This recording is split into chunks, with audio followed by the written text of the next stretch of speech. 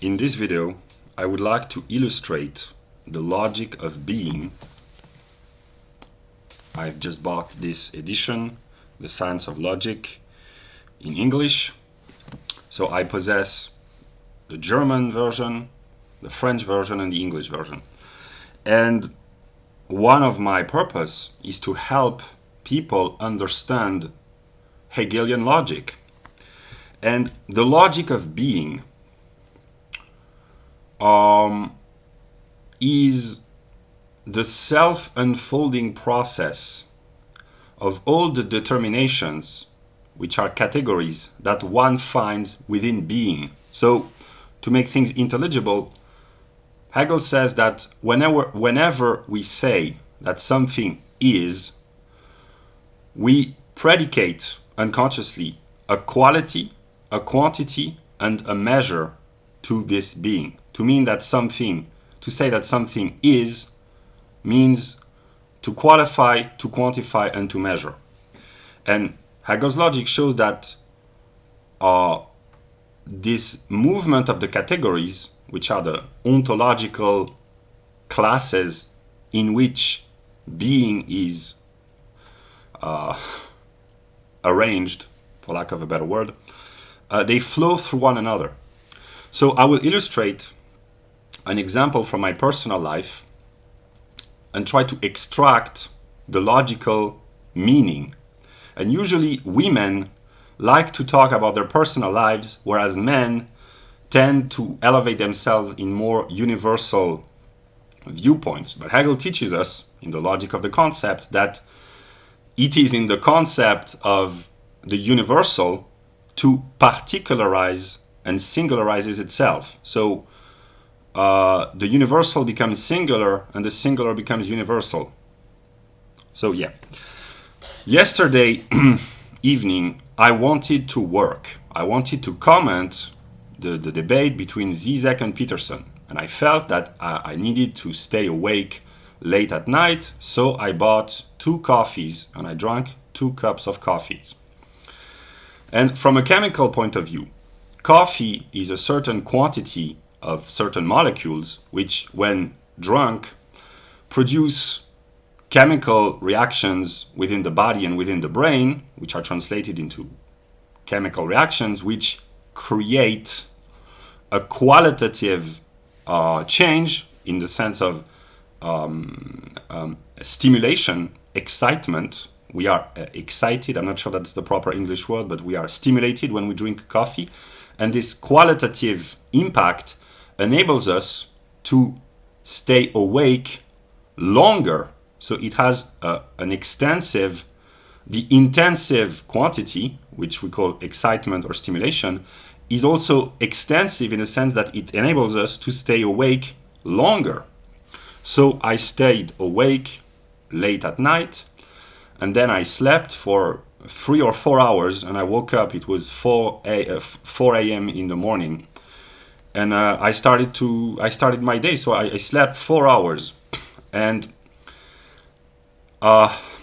sleeping, resting, like everything else, has a proper balance, a proper measure. And if the measure is superior, is excessive, it's not good. And if it is inferior, if it is insufficient, it is not good either. So if you sleep too much, that's not good. If you don't sleep enough, that's not good either. And I will try to use my vague knowledge of the English language to illustrate the fact that the words of the ordinary vocabulary are unconsciously derivated from logical determinations, because language is a logical tool. I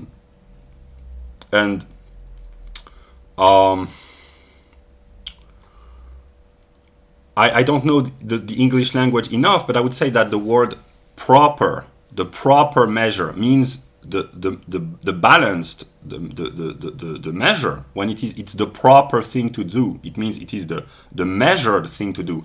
So there is proper, the right thing to do, the just thing to do, the fair share, the fair price, they all express unconsciously the idea of measure, what is balanced, what is adequate, what is correct, what is appropriate. All these words, which are common words in the English language, they express vaguely the idea of measure, which is a logical category, which is the unity of quality and quantity. And a proper conduct, a right behavior, a correct answer are answers, behaviors, or conducts which have the proper measure, which are not too excessive or insufficient. So I did not sleep enough tonight. And this has cost me today, because today I've been dull and slow and weak and dizzy and angry and unproductive, and I was incapable of ordering my thoughts, and I stayed in my bed being in a state of dizziness and lack of strength, because I was too tired. I was exhausted. And it has played an impact upon my mood. And my mood is a determination, partly, of the chemical processes within my brain. So the lack of sleep produces effects upon my mood, which produce effects upon my thinking capability. And in the Western world, people, they do not find the proper balance of sleep. Many people in the Western world are addicted to sleeping pills or medicine, drugs to enable them to sleep well, because their rhythm of life, their daily life, work, sleep, leisure, is unbalanced. So they need chemicals, drugs, medicines in order to artificially find sleep.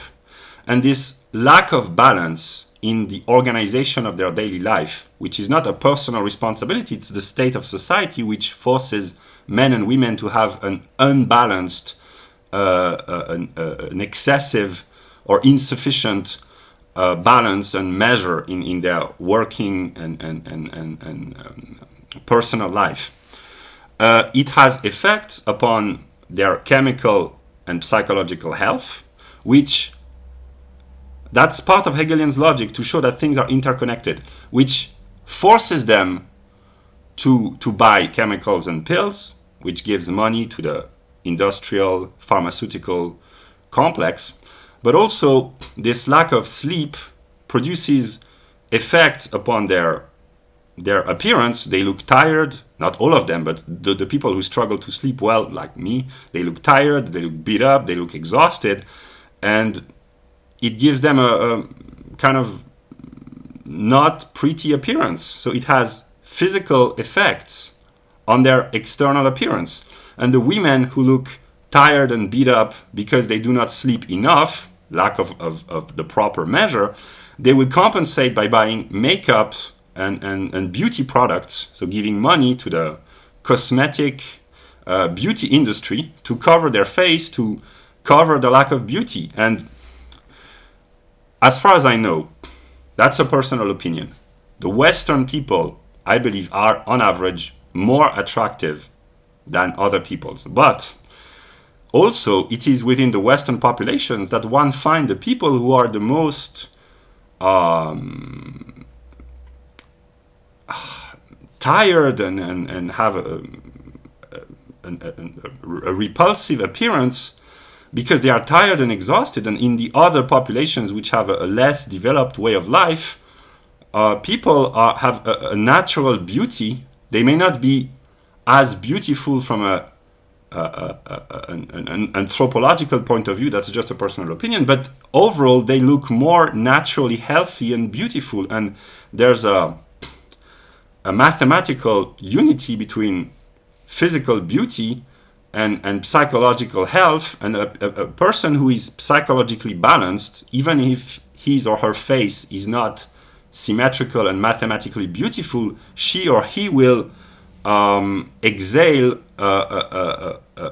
an external sense of agreeable and pleasant appearance, even if he or she is not really beautiful. That's something that people unconsciously say, that when they say you have you look good today, it doesn't mean that you are beautiful, but if you are psychologically healthy, which means chemical balance, chemical measure within the brain, if you are psychologically balanced and measured, you will look good.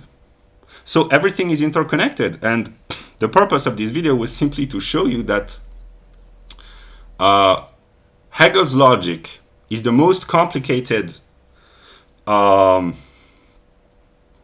metaphysical